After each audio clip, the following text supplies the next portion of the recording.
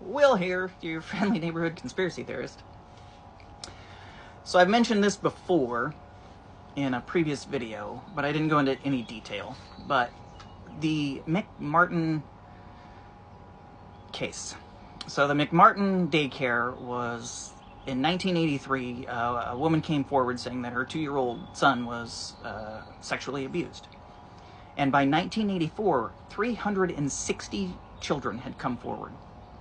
And they all told the basic same story of ritual abuse, meaning like they would have feces smeared on them, made to drink urine, like drinking blood, babies' heads being chopped off, which sounds crazy unless you've looked into this stuff as much as I have, and then it's like, yeah, that stuff happens quite a bit actually. But they talked about being transported in tunnels, underground tunnels, for just to be prostituted out.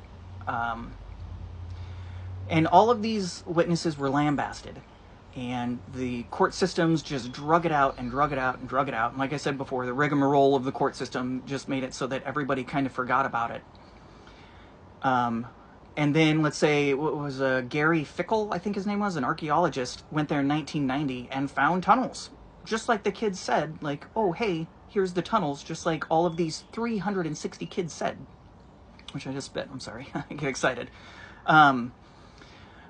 But we look at these things, I mean, because you can find articles about this in like the LA Times and the New York Times, like you can find articles about this stuff.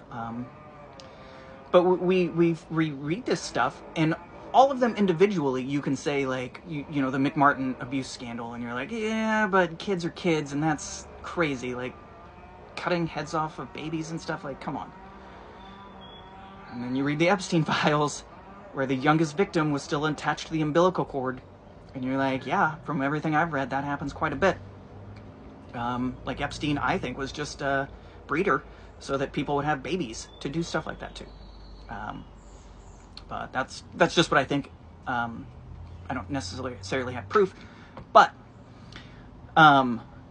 you know, like the military scandal, all of those individually, which the media did it on purpose. They're all individual. You don't ever put them all together because this is at Offutt and this is at West Point, and you know what I mean. And so it's all individual, and you never put them together. And then you start, you know, like get the internet, and you start being able to Google stuff and find all this stuff, and it's like, yeah, this is happening.